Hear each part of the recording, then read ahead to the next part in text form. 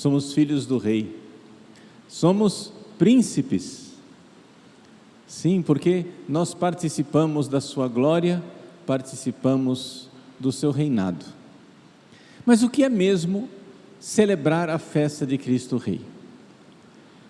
Quando o Papa Pio XI instituiu a festa de Cristo Rei, ele tinha em vista um problema muito concreto, um problema histórico. É o fato de que no século XX, sim, a festa de Cristo Rei é uma festa do século XX, é uma festa recentíssima no calendário da igreja.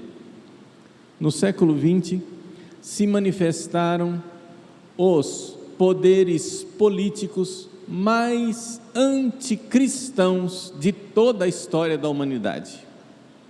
Nem mesmo nos tempos do imperador César Augusto, em que os cristãos eram levados para serem entregues, jogados às feras, aos leões, no tempo em que os cristãos eram crucificados, queimados vivos, torturados, nem mesmo naquele tempo, os regimes políticos eram tão anticristãos como agora. E você diz assim, mas padre, como assim? Aqui no Brasil, nós não estamos sendo jogados às feras. Aqui no Brasil, nós não estamos sendo crucificados e nem queimados vivos. Então, naquele tempo era pior. Mas aí vem a pergunta, e com essa pergunta eu quero abrir os seus olhos. O que é pior? Perder o corpo ou perder a alma? O que é pior? Ter um regime político que jogava milhares de cristãos às feras, derramava os seus sangues, mas com esse martírio abria as portas do céu para uma multidão que morria, uma multidão de santos, de mártires. Nós temos agora um regime político mais cruel.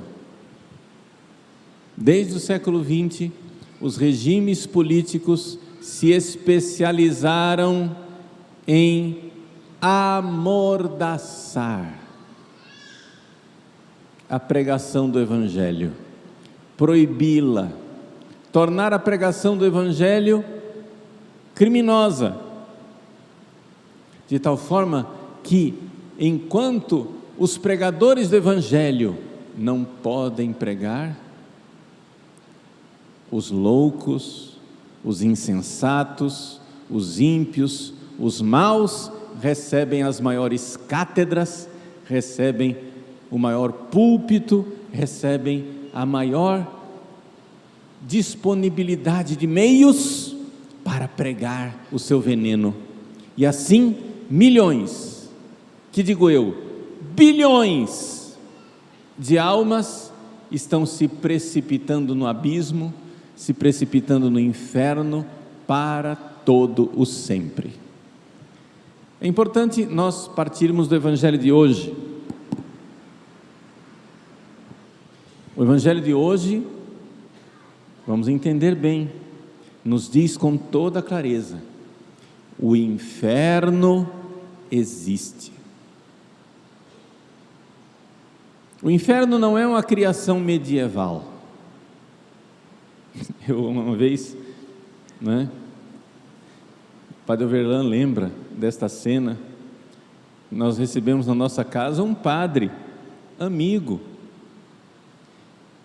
e o Padre Overlan, falando com esse padre, disse: padre, pelo amor de Deus, nós não podemos fazer isso, a gente vai terminar no inferno se fizer isso. E o Padre Overlan falou, para esse sacerdote, isso muitos anos atrás, uns 10 anos atrás, 15, sei lá, 13 anos atrás. E o padre reagiu e disse: inferno? Mas que ideia medieval. Veja, era um padre amigo, não era um inferno. Mas que ideia medieval! Meus queridos, o evangelho de hoje não foi escrito na Idade Média. Ele foi escrito no tempo dos apóstolos. Jesus contou essa parábola. São os apóstolos que nos contam que Jesus virá para julgar os vivos e os mortos. Santo Tomás de Aquino nos ensina, ele pergunta: por que é que o evangelho começa assim? Quando o Filho do Homem, ele irá se sentar para julgar. Por que é que não diz o Filho de Deus? Por que é que Jesus não diz que ele vai ser o Filho de Deus que vai sentar para julgar? O evangelho começa dizendo que o Filho do Homem vai se sentar para julgar na sua glória, na sua majestade. Santo Tomás de Aquino diz: porque o julgamento é para todos, e os condenados ao inferno não irão ver o Filho de Deus, só podem ver um homem, porque a divindade é invisível, e portanto no julgamento todos verão Jesus em carne e osso, na sua glória, numa glória divina. Ele vai aparecer resplandecente, cheio de glória e majestade, mas é o Filho do Homem, porque os maus nunca verão a face de Deus, não verão a Trindade face a face, não verão a glória do Pai, do Filho e do Espírito Santo, Deus Trindade, com a visão beatífica face a face. Os maus nunca verão a Deus. Os maus puderam ver Deus, por assim dizer, pela fé, mas não tiveram fé. Puderam ver Deus em Jesus, mas se recusaram a ver Deus em Jesus. O evangelho de hoje nos diz: o inferno existe, e Deus preparou o inferno para Satanás e para os seus anjos e para os ímpios, e Deus irá admitir os bons no reino de glória. Essa verdade precisa brilhar, porque é isso que é o mais importante. É o mais importante. A igreja precisa ter liberdade para pregar isto.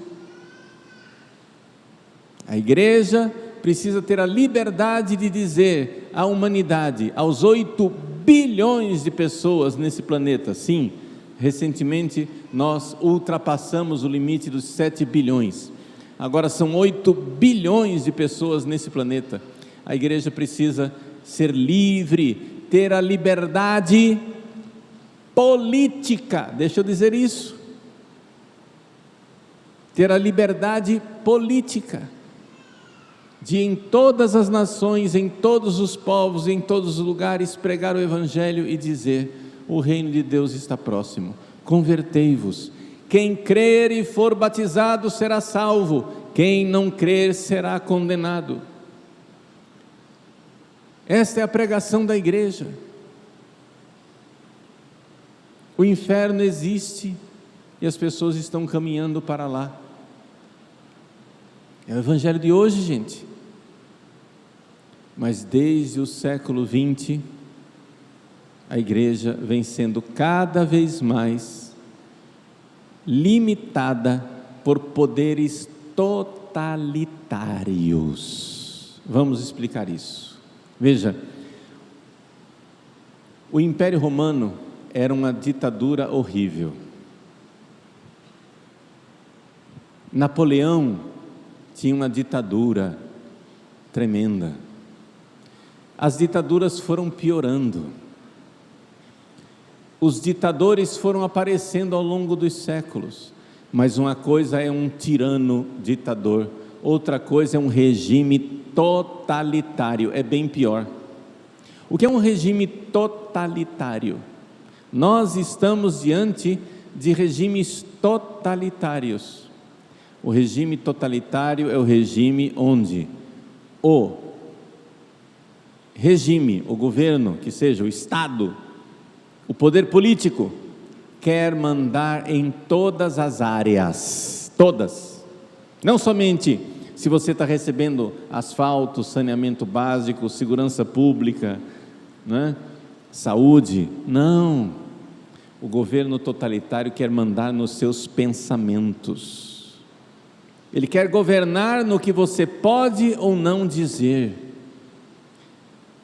Nos regimes totalitários existe crime de opinião,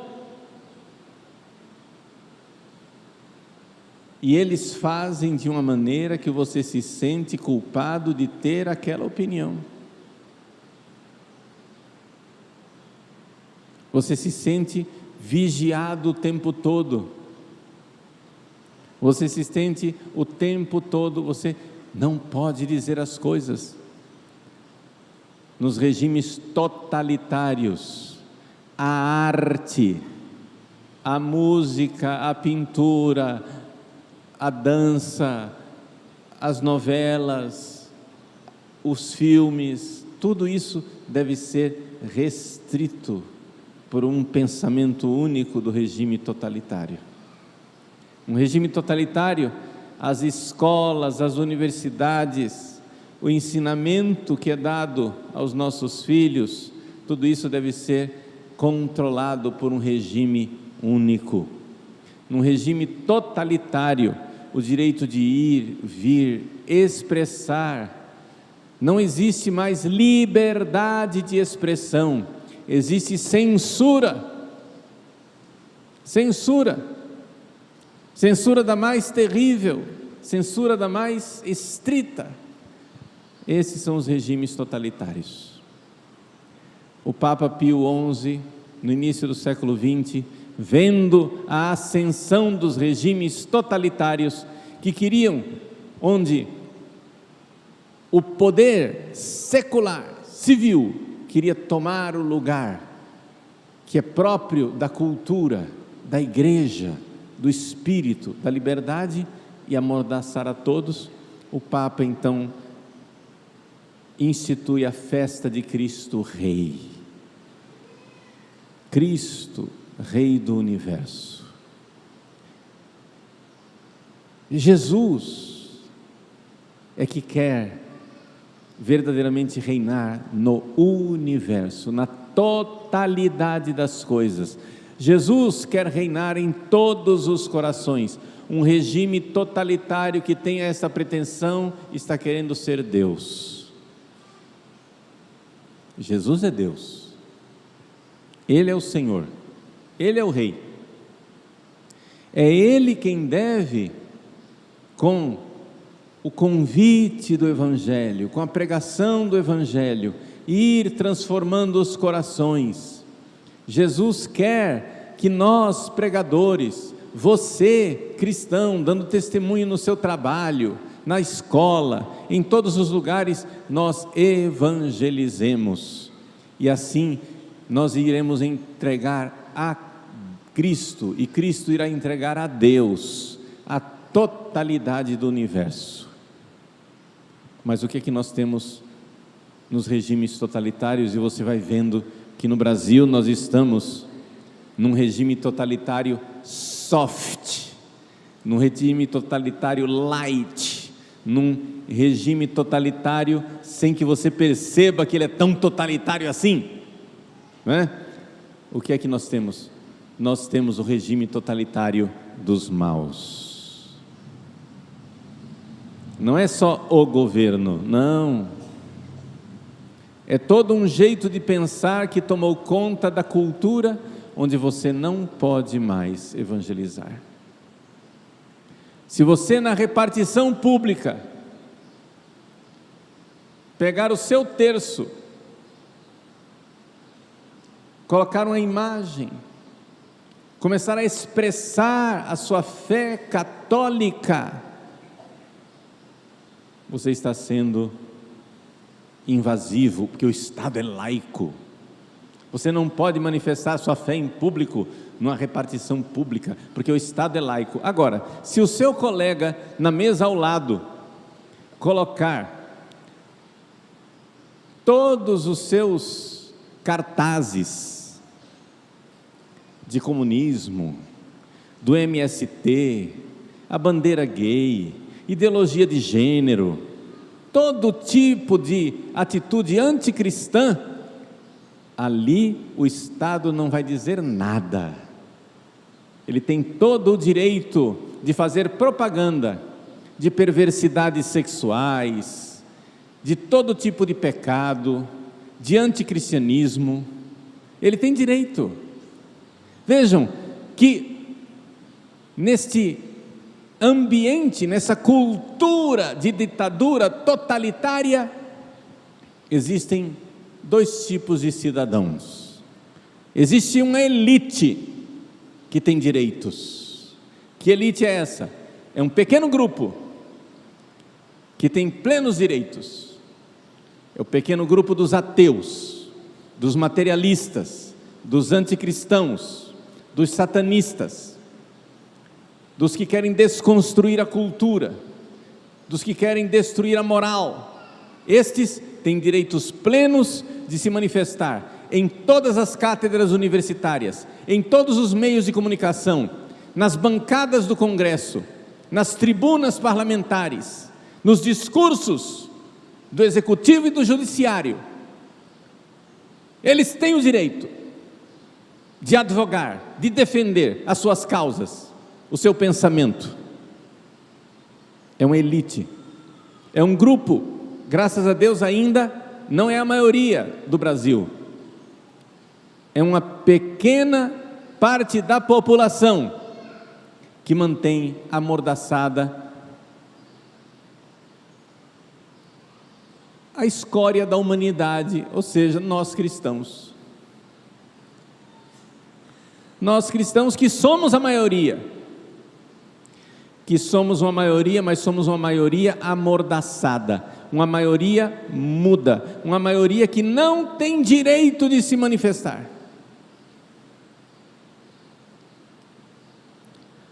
Os defensores da ideologia de gênero podem dizer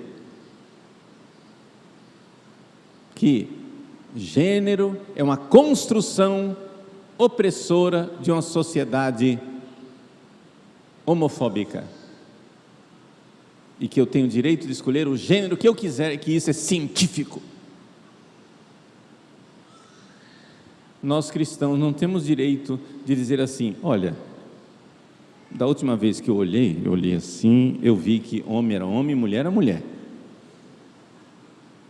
E eu não precisava de pesquisas científicas para dizer isso. Porque a gente olha assim e vê, né? Quando você precisa de uma pesquisa científica para dizer o que é a coisa, e nós não temos o direito de dizer isso. E vamos ser processados e perseguidos, perder cargos políticos, perder cargos funcionais, perder espaço na mídia, perder espaço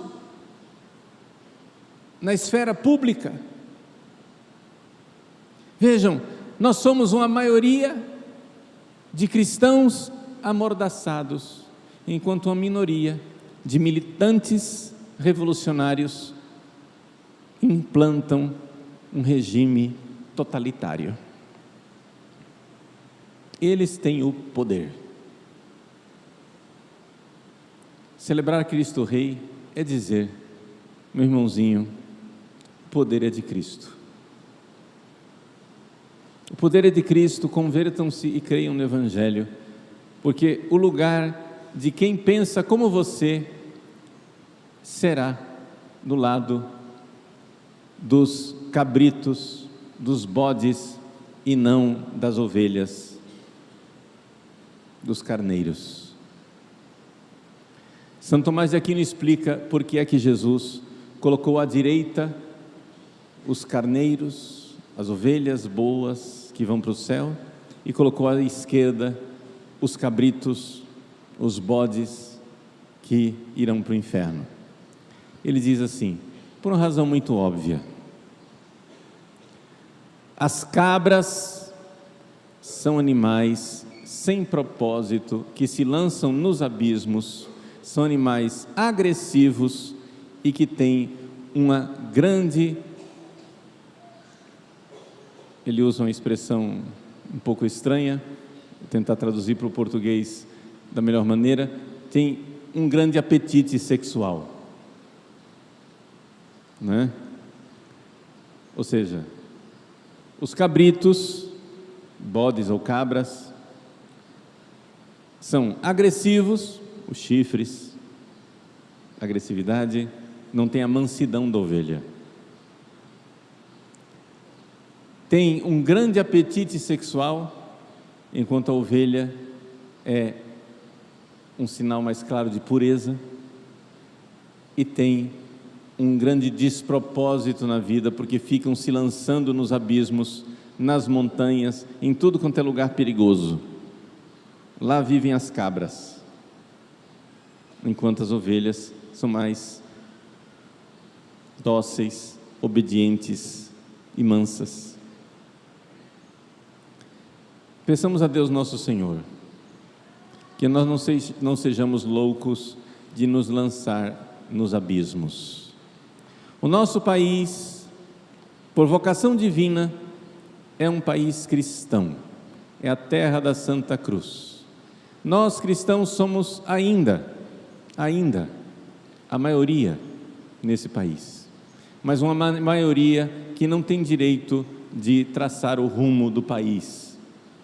Nós somos maioria amordaçada por um pensamento, por uma cultura totalitária de esquerda que quer nos proibir de pensar, nos proibir de pregar, nos proibir de expressar nossa visão e nossa opinião. Com isso, a democracia tem seus dias contados e nós, manada, temos que estar prontos simplesmente para nos adequarmos a esse pensamento totalitário ou então nos prepararmos para o abate. É simplesmente isso. Estamos rezando hoje, professando a nossa fé em Cristo Rei do Universo. Para que Ele reine no Brasil, é necessário que nós brasileiros deixemos em primeiro lugar que Ele reine em nossos corações. Eu em primeiro lugar. O primeiro que deve se converter sou eu. Para que Cristo reine no Brasil, Ele tem que antes reinar na paróquia Cristo Rei, nos paroquianos, nos que vão à missa, nos que se confessam. Quando nós cometemos pecados graves, quando nós desobedecemos a Cristo, estamos saindo do lado das ovelhas e indo para o lado dos cabritos. Nós precisamos da graça de Deus, da conversão. E depois de nós entendermos que nós precisamos nos converter, nós precisamos exercer a profunda, suprema caridade de ir convertendo as pessoas. Nós ainda temos uma certa liberdade, não total, mas uma certa liberdade de evangelizar no Brasil. Então nós precisamos aproveitar isso, pegar aquelas pessoas mais dóceis, não vai batendo de frente com os militantes malucos, né? Mas pegue as pessoas mais dóceis, vá abrindo os olhos, evangelize, mostre vídeos que respondem às dúvidas das pessoas, tragam as pessoas para a igreja, ajudem as pessoas a viverem bem. Nós vamos começar semana que vem o tempo do Advento, preparação do Natal. O Natal é um tempo onde a gente sente o Espírito Santo agindo nos corações. Sim, mais do que nas outras épocas do ano, o Natal, o Espírito Santo é capaz de amolecer os corações mais duros, abrandar aquelas feridas que estão mais chagadas, o Espírito Santo no tempo do Natal vai passando o óleo da unção. Nós vamos começar agora o Advento. Traga as pessoas para a igreja, faça seu propósito. No Advento, faça o propósito de missa diária, de comunhão diária, de preparar o tempo do Natal com esse tempo maravilhoso de penitência que nós iremos iniciar. O Advento é tempo de Deus para nós, é um Kairos, é um tempo de evangelizar mais profundamente a nós e aos outros. Assim Cristo será rei no nosso país. Assim nós conseguiremos deter esta cultura totalitária que quer criminalizar o cristianismo, criminalizar nossa fé.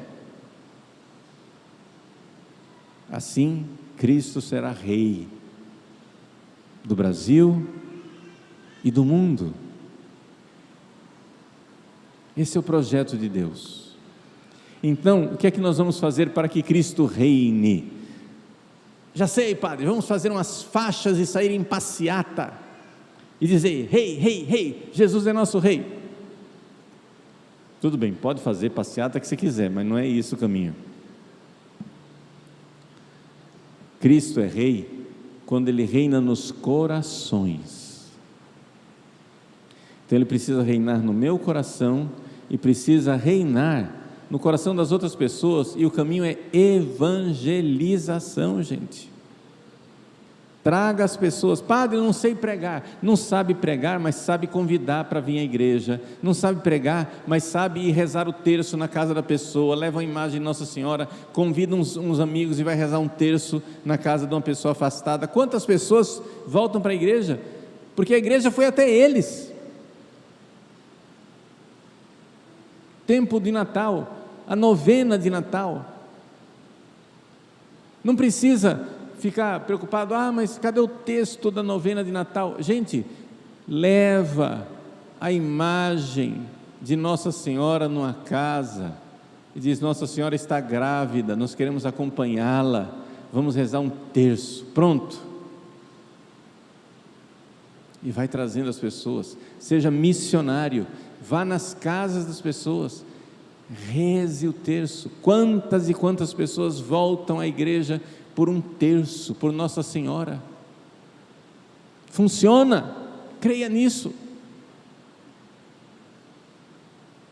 É que você fica paralisado porque você já tentou evangelizar na sua casa, e o seu marido se fechou, a sua mulher se fechou, o seu filho se fechou. Tudo bem, mas sabe por quê? Porque Deus faz de você instrumento de evangelização na casa dos outros. Ninguém é profeta na própria terra. Vai evangelizar na casa dos outros. Deus de misericórdia fará com que alguém faça isso na sua casa. Em casa você vai ser sorridente, amigo, simpático, dócil, amoroso, cheio de perdão, de paciência. Você vai ser o Cristo na sua casa. Faça um voto de silêncio e para de alugar o ouvido dos outros, porque você está perdendo tempo. Pregador em casa nem sempre funciona, aliás, quase sempre não funciona, mas funciona com os filhos pequeninos se você educar. Mas depois, você querer ser a abadesa do seu marido, geralmente só irrita ele e afasta ele da igreja. Você querer ser o abade da sua esposa, mas trazer outras pessoas para a sua casa, assim como você vai rezar o terço na casa dos outros, traga outras pessoas para rezar o terço na sua casa também. Às vezes funciona. Vá pedindo as luzes do Espírito Santo. É tempo de Advento, semana que vem. É tempo especial, de grande conversão. Vamos, a festa de Cristo Rei nos introduz, nos joga nesse tempo maravilhoso de preparação para o Natal. Hoje é dia 26, conta nos dedos, é um mês para o Natal.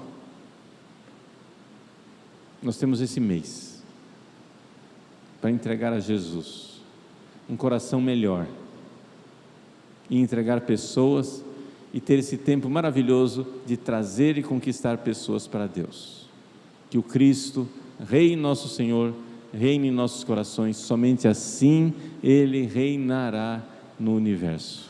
É a única forma de nós nos opormos a essa cultura totalitária e anticristã e de Cristo reinar com o seu poder em nosso país, em nosso estado, em nossa cidade, no nosso bairro, na nossa paróquia.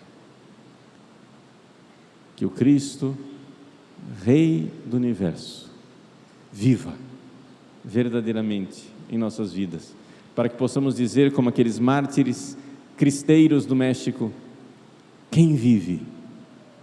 Cristo Rei. É Ele que vive. E viva Cristo Rei.